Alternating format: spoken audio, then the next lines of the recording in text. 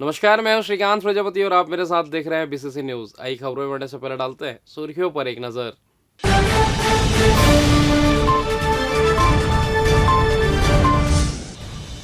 BJP सरकार के 1 वर्ष पूरे, डिप्टी सीएम ने बतलाई उपलब्धियां। फिर से नियमित चलेगी सारनाथ एक्सप्रेस, यात्रियों को होगी सुविधा। पार्षद चुनाव में उम्मीदवार कर सकेंगे 8 लाख रुपए खर्च, प्रशासन ने जारी किया आदेश। और बीमा लैप्स पॉलिसी का झांसा, 3 आरोपी हुए गिरफ्तार।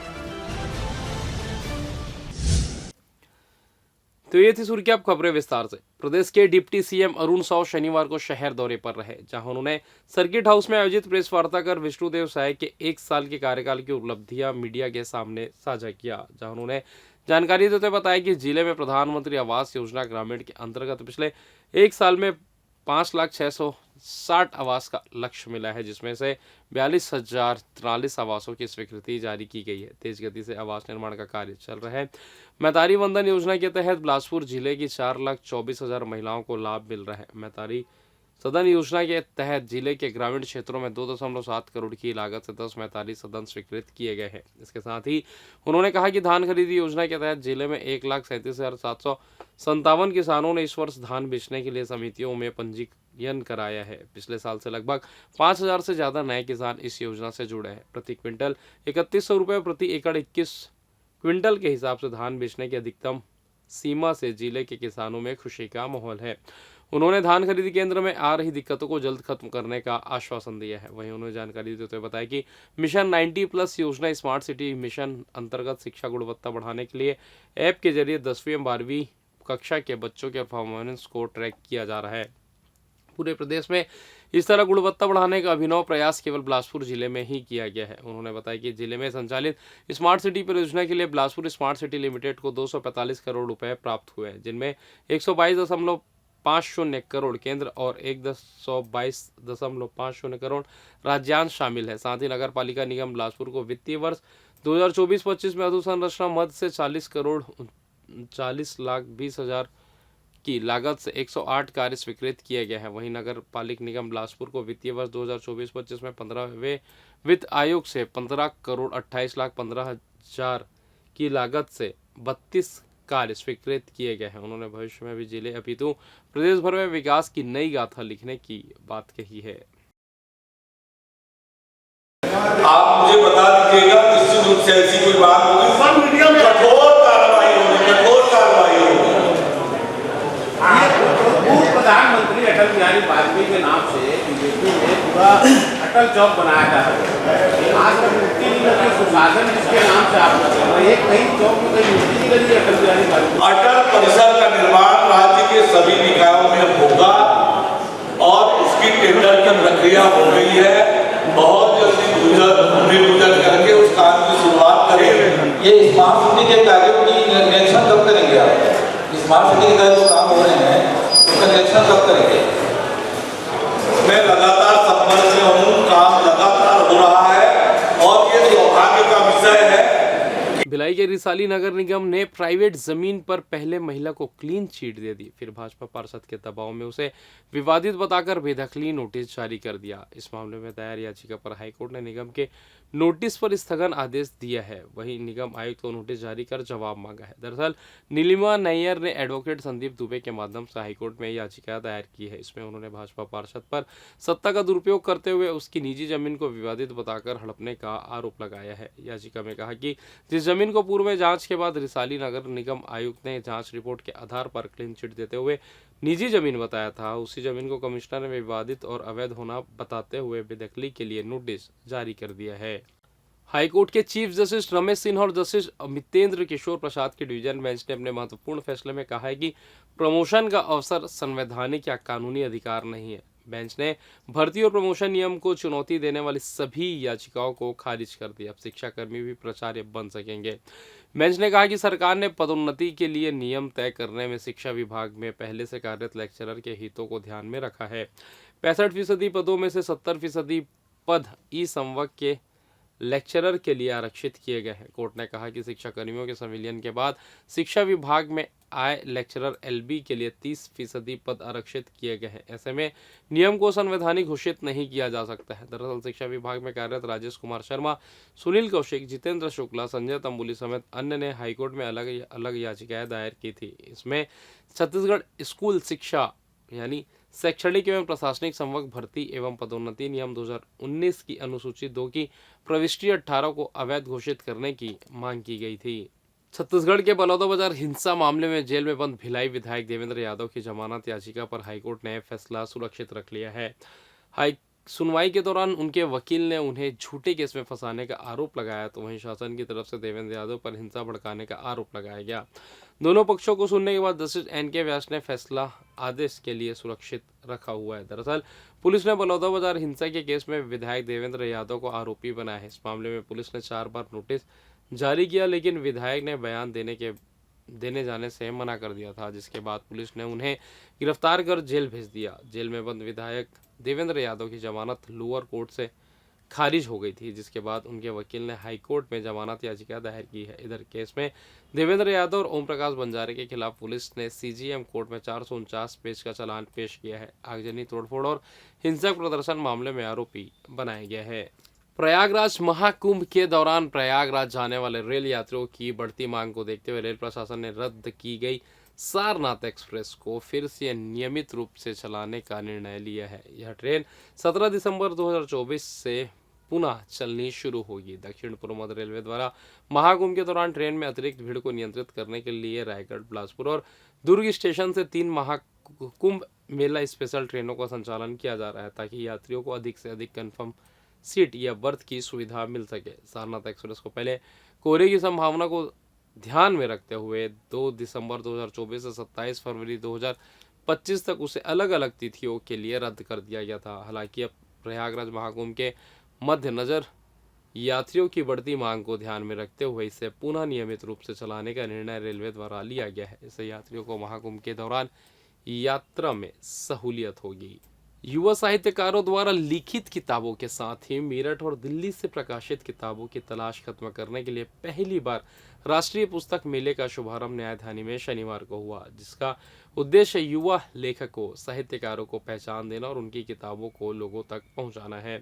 छत्तीसगढ़ तृतीय वर्ग शासकीय कर्मचारी संघ तत्वाधान में आयोजित इस राष्ट्रीय मेले के बारे में संघ के प्रदेश अध्यक्ष चंद्रशेखर तिवारी ने जानकारी देते हुए बताया कि कंपनी गार्डन के समीप राघवेंद्र राव सभा भवन में 22 दिसंबर तक यह किया जा रहा है। राष्ट्रीय पुस्तक मेले में करीब 108 साल पुरानी किताबों का संग्रह भी पाठकों को मिलेगा। इस पुस्तक मेले में दूसरे शहरों के प्रकाशक और लेखक भी स्टॉल लगाए हैं। उन्होंने बताया कि इस तरह के राष्ट्रीय पुस्तक मेले की जरूरत इसलिए भी महसूस की जाने लगी थी चूंकि युवा किताबों से दूरी बनाने लगे हैं। इसे देखते हुए उनके कोर्स के साथ ही देश के महानगरों के प्रशासकों को भी शामिल किया गया है। उक्त स्टॉल्स पर धार्मिक, सामाजिक, खेल सहित हर विषय पर प्रकाशित किताबों का विशाल संग्रह भी रखे गए हैं। इससे साहित्य प्रेमियों को एक ही जगह हर तरह की किताबों के स्टॉल मिलेगा। यही नहीं, यहाँ स्कूल की किताबें ही नहीं, प्रतियोगी परीक्षा की तैयारी करने वालों को कंटेंट जुटाने का अवसर मिलेगा।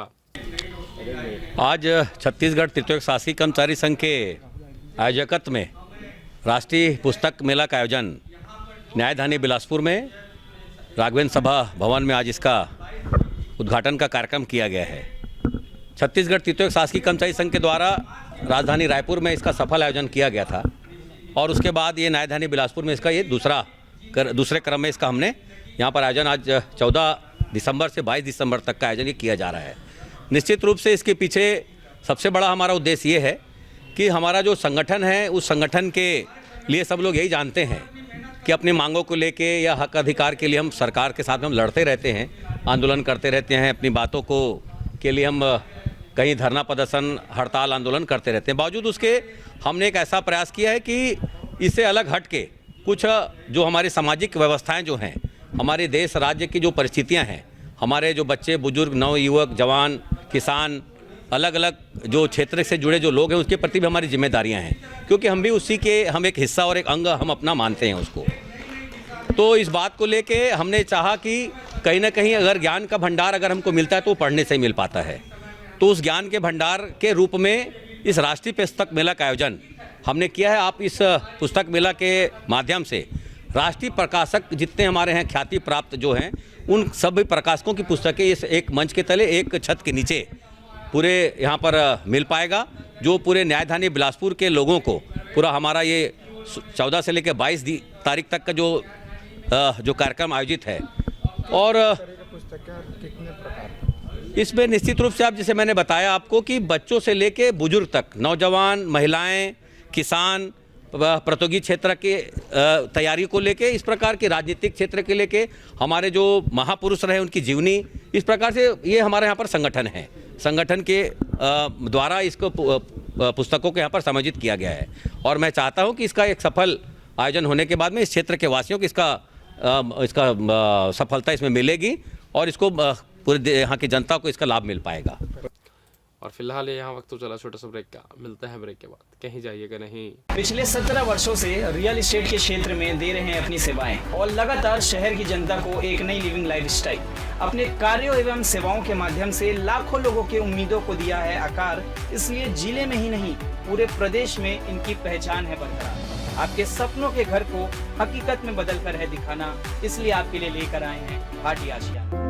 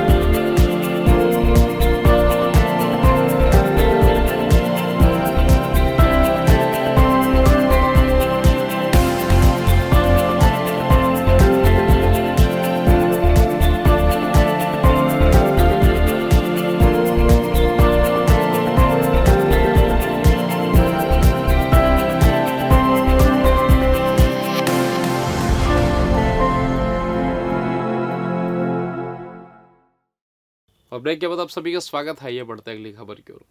प्रदेश के नगरीय निकाय चुनाव में पार्षद प्रत्याशी पिछली बार की तुलना में चुनाव प्रचार में ज्यादा राशि खर्च कर सकेंगे। नगरीय प्रशासन विभाग ने निकाय चुनाव में खर्च की सीमा बढ़ा दी है। रायपुर, बिलासपुर जैसे बड़े स्थानीय निकाय चुनाव में 3 लाख से ज्यादा जनसंख्या वाले निकायों में पार्षद प्रत्याशी अब 8 लाख रुपए तक खर्च कर सकेंगे। नगरीय प्रशासन विभाग ने इस संबंध में राजपत्र में प्रकाशित अधिसूचना भी जारी कर दी है। इसके अनुसार 3 लाख से अधिक जनसंख्या वाले नगर पालिका या निगम में चुनावी खर्च की अधिकतम सीमा 5 लाख से बढ़कर अब 8 लाख तथा 3 लाख से कम जनसंख्या वाले क्षेत्रों में वह सीमा 3 लाख से बढ़कर 5 लाख।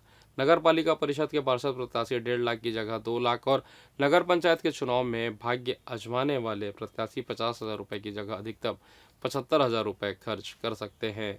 वार्ड क्रमांक 44 शंकर नगर के निवासी इन दिनों खासे परेशान हैं। दरअसल इनकी परेशानी की वजह कोई और नहीं बल्कि वहीं के रहने वाले हिमेश बेरिशाल और आर्यन बेरिशाल है, जो आए दिन नशा कर आने जाने वाले और स्थानीय निवासियों से गाली गलौज, मारपीट, नशे के लिए रुपए की मांग तो कभी अपनी धाक जमाने के लिए उस एरिया में तलवार चापड़ लेकर निकल जाते हैं और सभी को डराते धमकाते हैं।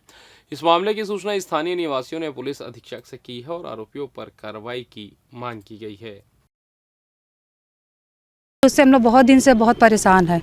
वो आए दिन लड़ाई झगड़ा, गांजा पीना, उत्पात करना, ये सब करता था सर। पर आज क्या किया है, हमारे घर में कोई जेंट्स नहीं था सर, फिर भी हमारे घर में घुस के देखो, बुजुर्ग हमारी सास है, इनको आकर चाकू लेके आया था सर मारने के लिए, और घर में हमारे कोई नहीं था सर।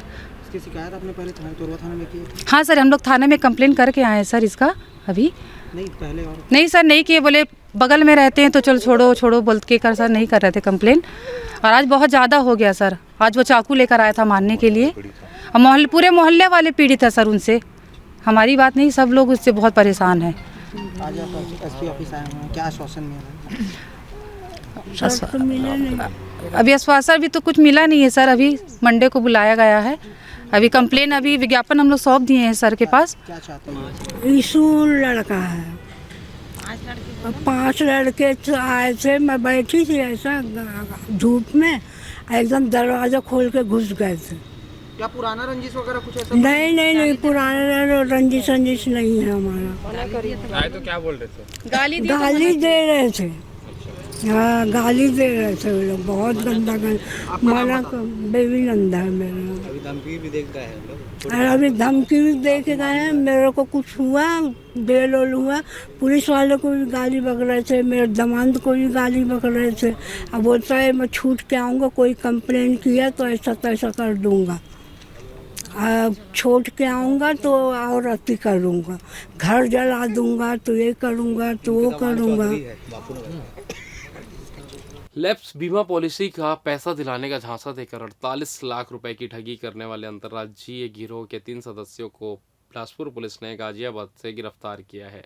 सारंगढ़ निवासी सुभाष चंद्र गुरु को 2022 से 2024 तक अलग अलग मोबाइल नंबर से किए गए कॉल से उन्हें लैफ बीमा पॉलिसी का जमा पैसा वापस दिलाने का झांसा दिया गया। इसके बाद से उन्हें शुल्क और अनापत्ति के नाम पर बातों में उलझाकर पैसों की मांग की गई, जहां से उन्होंने 48,42,000 रुपए दे दिए। जब पॉलिसी के रुपए नहीं मिले तब उन्हें ठगी का एहसास हुआ और पुलिस में इसकी शिकायत की गई। पुलिस ने मोबाइल नंबर और जिन खातों में ट्रांजैक्शन हुए थे उसके जरिए अपराधियों तक पुलिस पहुंच गई। इस मामले में पुलिस ने नोएडा निवासी कुलदीप और नितेश मिश्रा, शैलेश मिश्रा को गिरफ्तार कर लिया है, वहीं अन्य आरोपियों की तलाश कर रही है।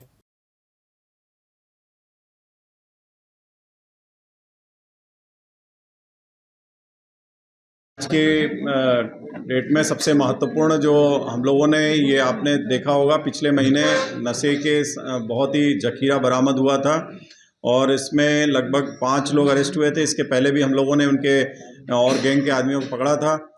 और सबसे महत्वपूर्ण कि पिछले 1 माह की विवेचना में हम लोगों ने फाइनेंशियल इन्वेस्टिगेशन में इस केस में बहुत बड़ी सफलता बिलासपुर पुलिस को मिली है, हमारी टीम को मिली है, जिसमें हमने उनका फाइनेंशियल इन्वेस्टिगेशन किया है और लगभग 35 लाख की प्रॉपर्टी उनकी इस अवैध इनकम से, इस अवैध कारोबार से, जो नशे का कारोबार इनके द्वारा किया जा रहा था, उसमें जब्त की है।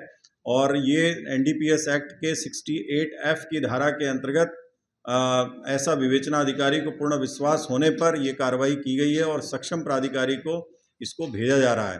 तो मैं आपको बताना चाहूँगा, ये प्रदेश की पहली कार्रवाई है जिसमें कि नशे के अवैध व्यापार में कोई प्रॉपर्टी अटैच की गई है।